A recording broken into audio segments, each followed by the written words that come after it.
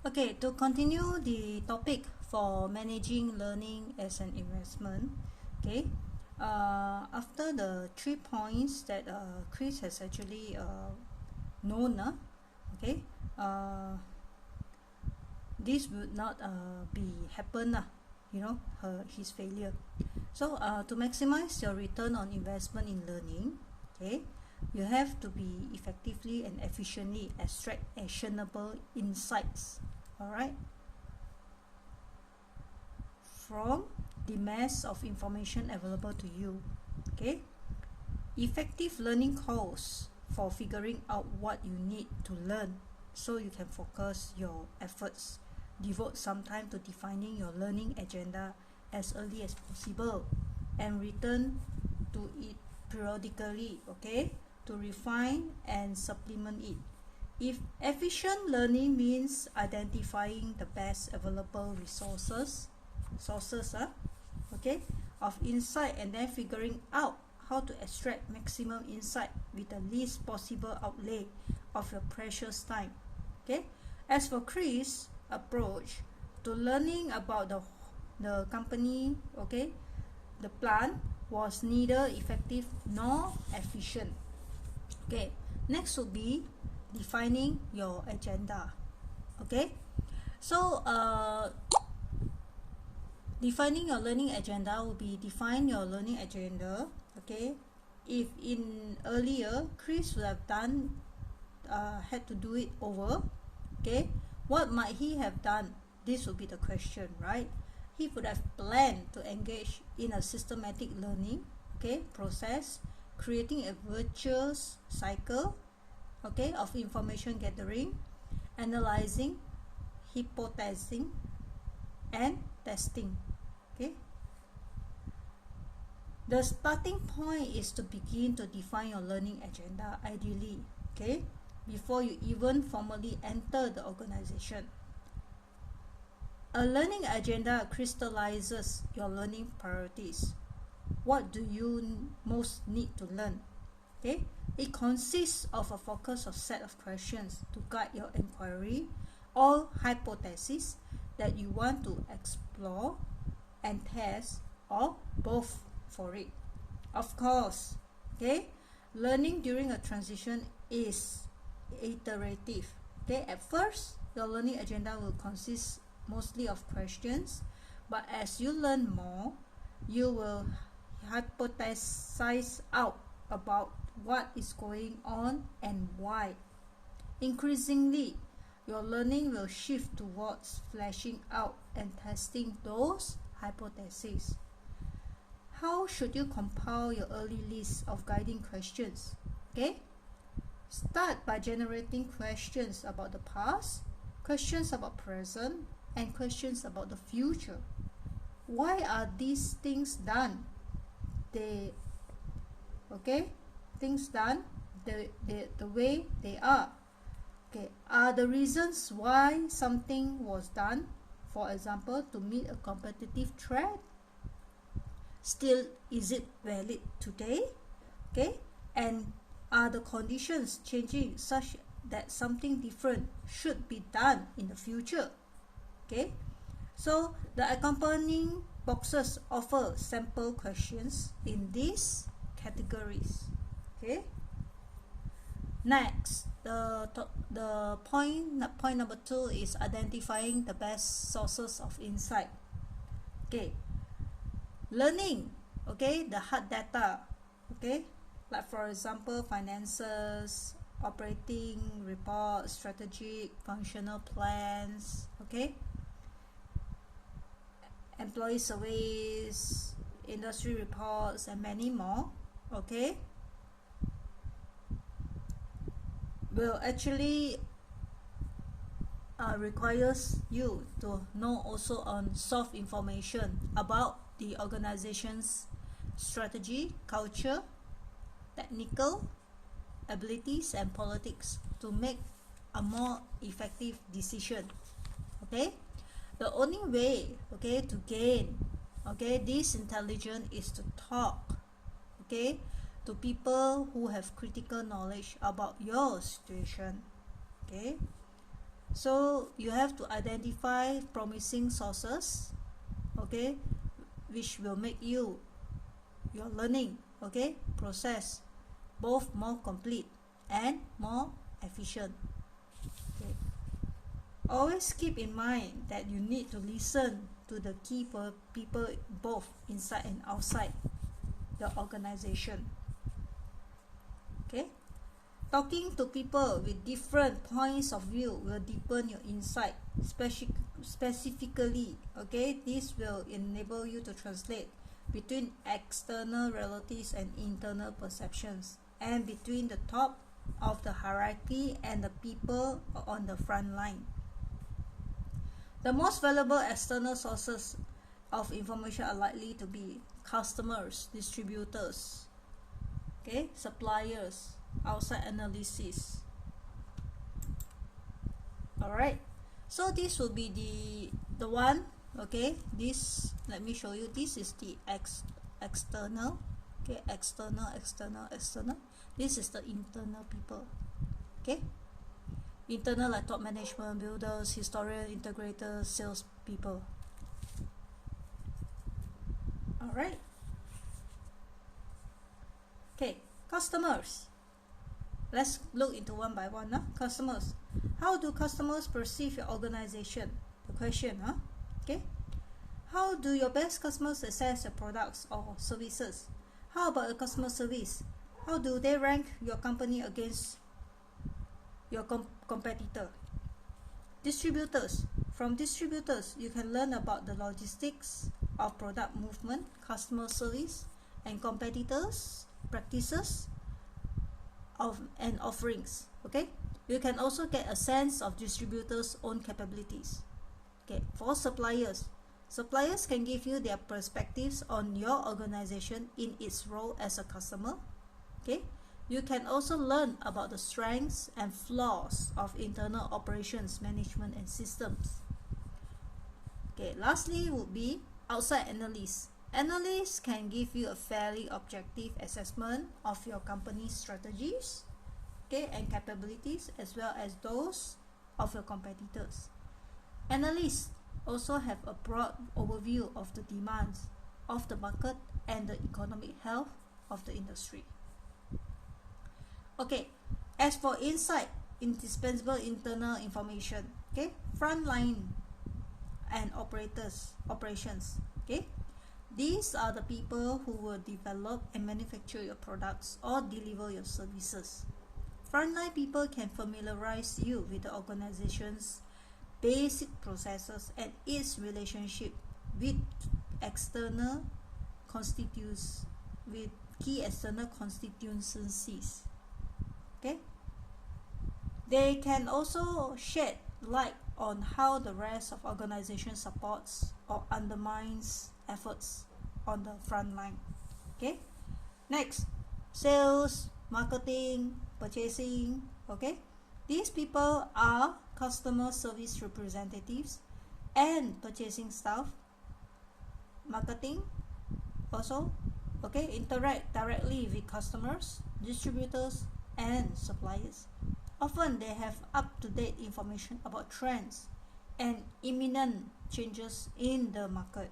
Okay, as for staff, that will be management, top management, talk with the head, okay, or key staff members of the finance, legal, and human resource functional areas.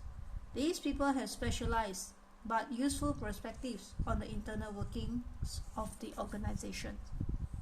Integrators are people who coordinate or facilitate cross-functional interaction, including project managers, plant managers, and product managers.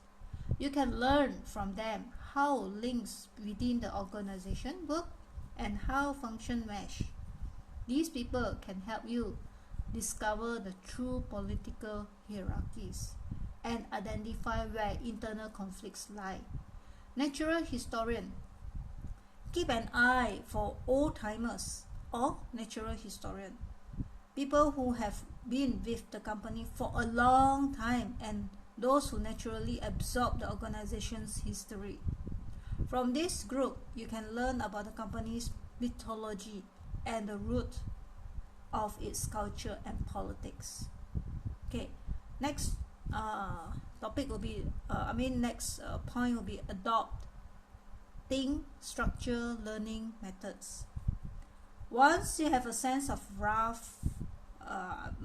once you have a rough sense of what you need to learn and where to seek, whether from reports or from conversations with knowledgeable people, the next step is to understand how best to learn. Okay, many managers, okay, inclinations, okay, is to dive in and start talking to the people. You will pick up much soft information this way, but this method is not efficient. Why?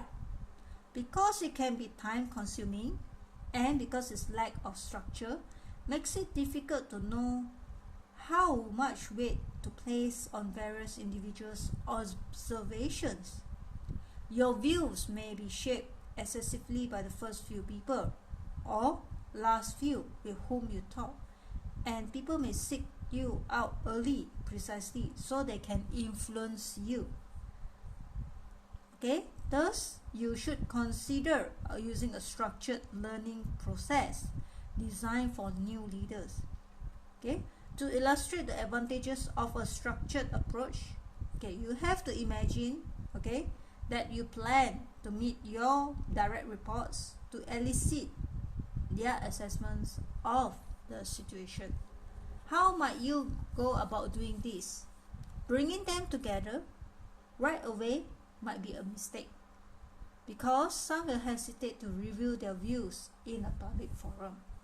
So instead, you decide to meet them one-to-one. Of course, this has a drawbacks too, because you have to meet people in some order.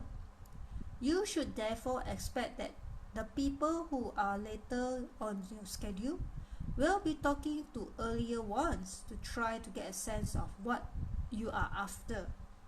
This may both reduce your ability to gain a range of views about what's going on and allow others to interpret your messages in ways you might not intend. Suppose that you decide to meet with your direct reports one-on-one. In what order will you meet them? And how will you avoid being excessively influenced by what the first couple of people say to you? Okay, one approach is to keep the same script in all your meetings. Okay, its format might consist of brief opening remarks about yourself and your approach, followed by questions about the other person, for example, their family, their background and interests. Okay, and then a set of standard questions about the business. This approach is powerful, alright, because the responses you get are comparable.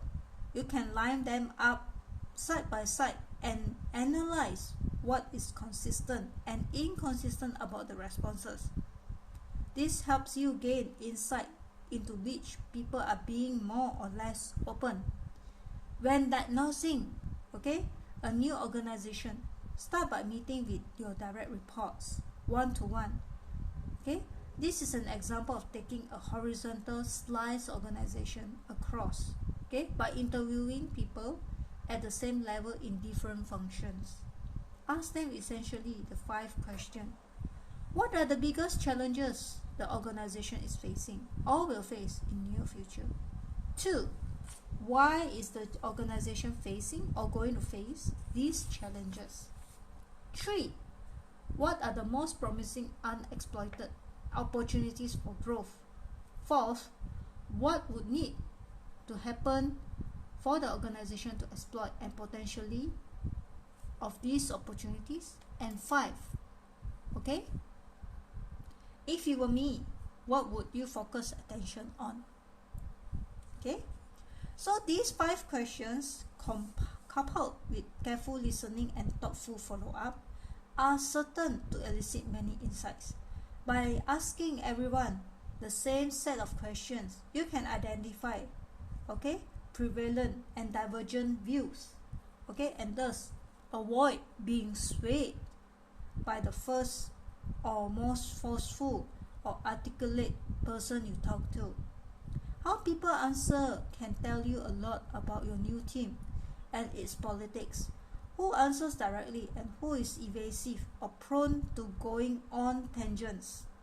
Who takes responsibility and who points fingers. Who has a broad view of the business and who seems stuck in a silo. Once you have distilled these early discussions into a set of observations, questions and insights, convene your direct report as a group, feedback your impressions and questions, and invite some discussions.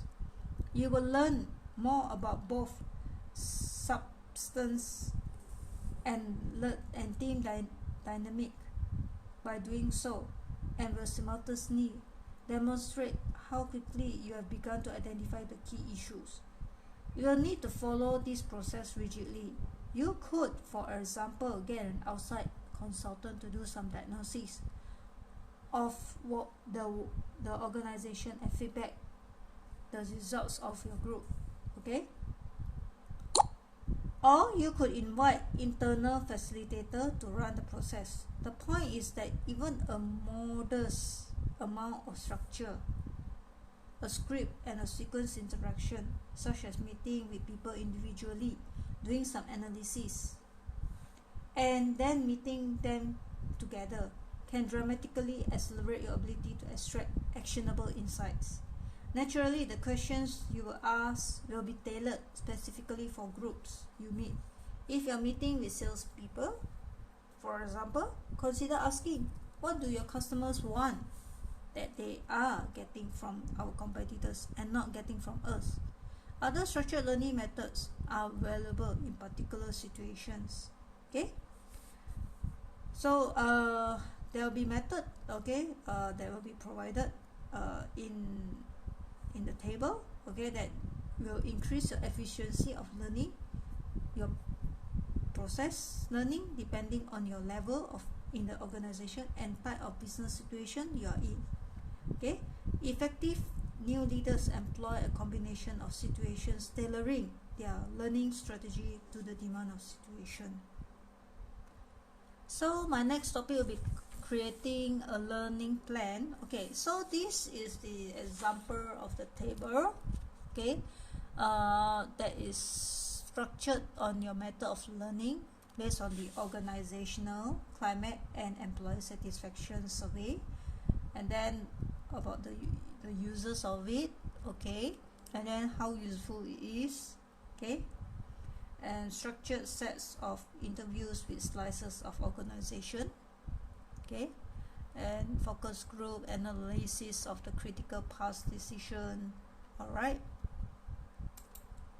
and also on the process analysis, plan and market tours and pilot projects. So this will be the structured methods that you want to focus on, alright. So today will be until this topic 2, until the structured method of learning. So my tomorrow or the next point, I will brief you on creating a learning plan. Okay, I hope this first half of topic 2, okay, will help you, okay, to accelerate your learning, to guide you how to progress in your new working position, and also help you to improve your learning. Alright, so the next channel video that I will guide you will be on creating a learning plan. So I hope this will help you on how you can plan for your learning. Alright, thank you, and hope that this will help you. Enjoy your day.